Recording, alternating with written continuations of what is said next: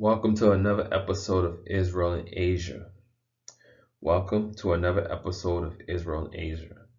Today we're going to be focused on Israel moment when they were in Japan prior to being sold into slavery, and what went on in Japan when they were known as the Makadas or the Samurais. And the focus of this is the laws, keeping the commandments and the laws of God, that the laws are our superpower. So if you're not a person that's interested in laws keeping, this message is not for you. This is not just a history message. This is a message talking about that the laws are and commandments are our superpower.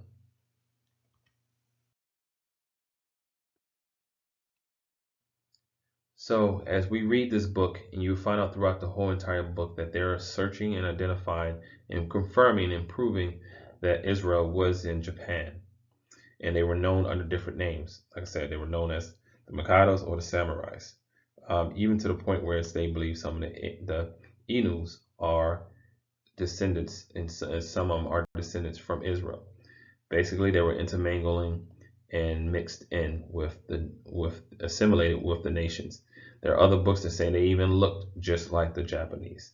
However, it's very obvious that the looks was not just the only thing they were concerned about, but the habits. What habits? The laws. So let's look at page 96. In page 96, you see that the imperial family of Japan, father and son, were recognized as the royalty of Japan at the time, and they are describing a photograph that was taken of the son, and that the son resembled the father, and had and basically that the man race, what the man race looked like, was important because they was trying to say that he looked different. However, he still looked very Asian to me. But the thing is, they're trying to identify that how he looked and all his bad qualities that the father portrayed, so did the son. And at the same time, though the father was considered beloved, the father was also hated among the Japanese. And it says here that he was hated among the Japanese. In addition, he was a descendant of the Higai refugees, who are the purest evidence of the Israelite race in Japan. So though they were considered royalty and the Israelites, they were hated in Japan. So if they were hated, why did they fall? Well, last sentence towards the bottom says, it is noteworthy that from this time that the power of the emperor and the Jewish race began to be broken. So why did they fall? Well, let's read Judith here on Judith 5:20. This is when Babylon was doing some recon on Israel to determine how can Babylon destroy Israel and take them to captivity, which they did eventually. So if you haven't read the book of Judith and Apocrypha, you will see that they did recon before they truly conquered Israel. So what did they have to do? Here's their report. Now therefore, my lord and governor, if there be any error against this people, and they sin against their God, let us consider that this shall be their ruin. That means we can take them and let us go up, and we shall overcome them and defeat them. So they knew that they could beat us if we weren't keeping the commandments, which, like we all know, that they did. But let's see the after effect. Verse 21. But if there be no iniquity, meaning they're keeping the commandments, laws, and statutes in their nation, let my Lord now pass by, lest their Lord defend them and their God be for them. And we will become a reproach before the whole world. So they said, well, if they keeping those commandments, we can't touch them. Just like the Passover. If they do what God told them to do, we can't do anything. God is for them. God is for the Israelites. There's nothing for us to do. Was the Japanese keeping the commandments? Obviously not, because they got taken down and destroyed. Now, let's go over here on page 102. Now, there was a man, I can't say his name, and I'm not going to even try, was the most far-seeing man in Japan ever produced, and he remodeled the ancient laws of Japan. So Japan had some ancient laws. Let's see what they were about to suit his own book. So he changed the laws of Japan, the ancient laws of Japan, to suit his own book. So what were the previous laws? The previous laws, which laws had been like those of the Median Persians, and this he was unable to do by a thorough knowledge of the laws, matters, customs, and of the country and the conquered Jewish race, whom his descendants by a faithful apprehension to keep for 265 years. So basically, these guys were able to keep the commandments, or tried to keep the commandments, for at least 260 years. And this man came and said, we're changing those laws because we don't like those laws. Simple. Well, just happened to be that in Ezra, that is exactly how all nations, the prophecy was saying, declare unto us that in all nations throughout the world. See, that's when people are like, oh, it's all nation world. No, it's saying right here that through all nations throughout the world, there was a scattered malicious people, scattered Israelites. So the Israelites will be in all nations, and all nations will, and then they will come out of all nations.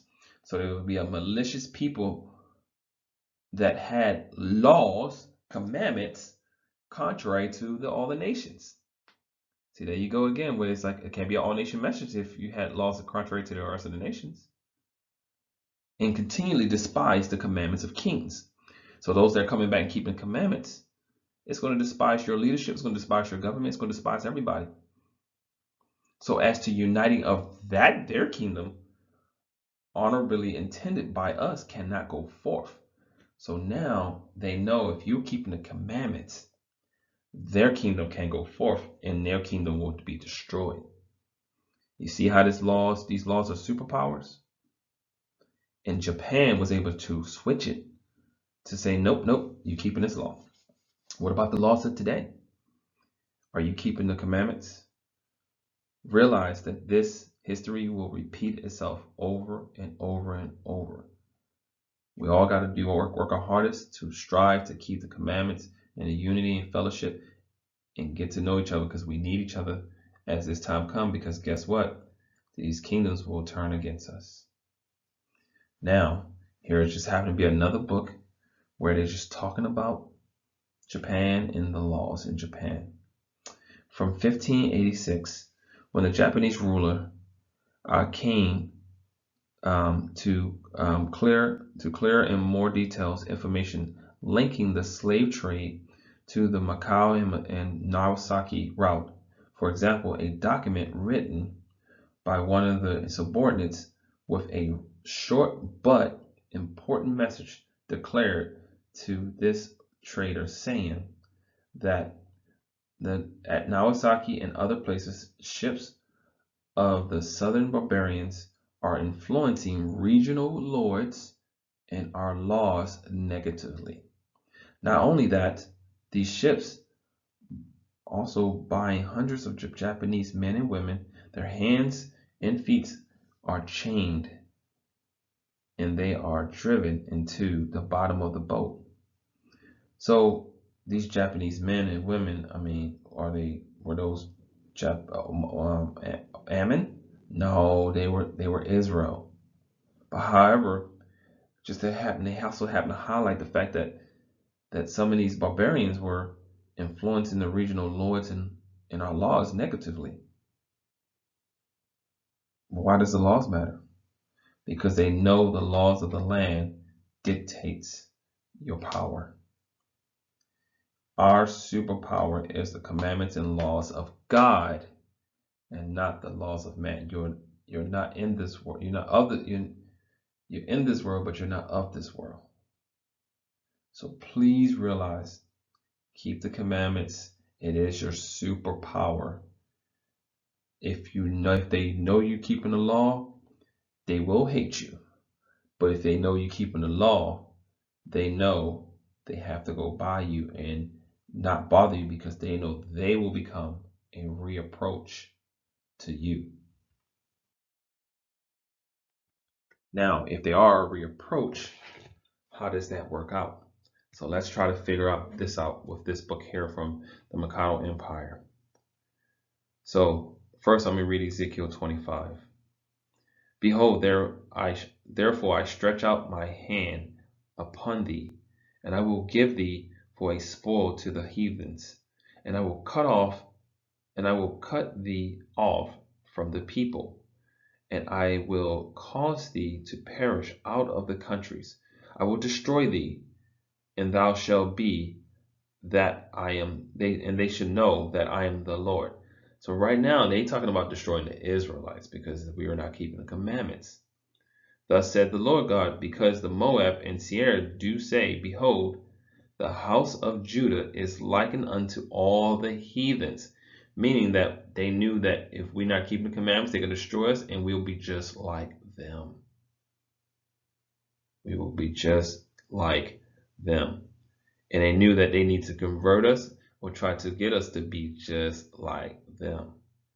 Therefore, behold, I will open up the side of Moab from the cities, and from his cities, which are on his frontier, his cities and his frontiers. And Moab is where again? Oh yeah, that's China. Okay, I'm sorry. Okay, and the glory of the country, and until the man of the east, that's not west, not middle, not okay, east, that's in Asia. Okay, got it.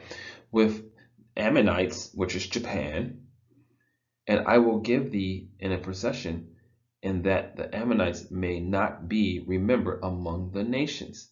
So he's saying, I'm going to redeem you if you get your act together. And I will execute, number verse 11, and I will execute judgment upon Moab, and they shall know that I'm your God. So earlier it was saying you should know, or they should know they should know that I am God. And this one it says, and they should know I am God when they execute judgment on Moab. So basically God is insinuating, I know you're going to come back to the laws, but because you left the laws, I will now destroy you. But then in the end, he's saying, I'm going to destroy Ammon and Moab. So let's go back to the book. When he said they will open up the sun. Oh, wait a second. And he said Judah is like unto the heathens.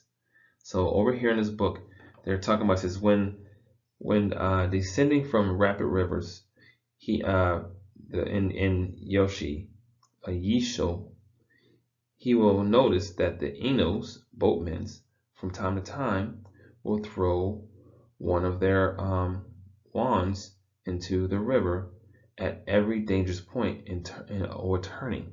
The Enos prayed, raising their hands above their heads. So they praying and they worshiping, right? The Buddhists, Brahmins, have in vain attempted to convert them to Buddhism. So they was like, no, we don't want you to serve your God. See, don't keep these commandments. Serve our God. And why? So they were saying, well, they had rude songs. Who knows what that means? Which they chant to their gods and to defiant seas, forests, mountains, bears, especially at the close of the hunting and fishing season, and all affairs of great importance at the end of the year. So basically they were saying they prayed and they worshiped a lot. Were they worshiping the one and true God? Not sure, but obviously they fell, so they must have been not keeping all the commandments. Now let's go over to page 35. So what really caused them to fall? Let's find out. An infusion of foreign blood, the long effects of daily hot baths, meaning they were having hot tub parties, in warm climate of the southern Japan, of Chinese civilization, and of agriculture instead of the hunting methods of life, having warned the change between the Inos and the Japanese. So basically, the Inos and the Japanese were getting it on. So were they in sin? According to this, when you're messing with other nations, yes, you are. However, they created what we got now, probably in Southeast Asia now. It seems equally certain that almost all that the Japanese possess, which is not of Chinese, Korean, or Tatar origin, has descended from the Inus, and or has been developed or improved from the Ainus model. So bottom line, they're saying that the Ainus improved a lot of their society. So they said the Ainus of Yiso held politically the same relationship to the Japanese as the North American Indians do to the white people of America, but ethnically they are, with probability broadening very closely or certainly as the Saxons of British basically. So the Saxons, we have books confirming the Saxons were Israelites. We have books confirming Native Americans are Israelites. And they're saying the contrast, and they're saying these guys are the same people in Asia. So let's keep reading. I needly scarcely expect to relieve by broadening humor the dull weight of facts and the constitution of an opinion void of a dogmatic. Notice the assertion elaborated at length by some American Scotmen and others for argued I know that the Ainus are the 10 lost tribes of Israel, or that they are the descendants of the sailors and goat hunters sent out by King Solomon to gain spoils for his temple in Jerusalem. Really, the search after the lost tribes, or have they consolidated into the wandering Jews, is becoming absurd. But, I mean, they are the most discovered people known. They have been found in Americas, British, Persia, India, China, Japan, and Yozo. So, bottom line is, Israel was found in these lands, and Israel had laws that they implemented in these lands based on biblical texts, based on the Bible. And they wanted to implement these laws, and they did everything they can do to convert them to either try to get them to worship Buddhism, or they entered marriage with other nations, and ultimately did not keep the commandments, and based on the scriptures, they were able to be destroyed. What I want to illustrate is that we need to learn how to keep the commandments so that we can stop the destruction. I came to this truth over a couple of years now, still living in remote locations, but I'm doing my best. But guess what? One thing I'm not playing around with is I'm trying to keep these commandments, and so shall you. Those laws are our superpower. If you don't see that, you will fail. Well, that concludes this discussion, and I will do another video sometime soon. I hope you enjoy it. God bless.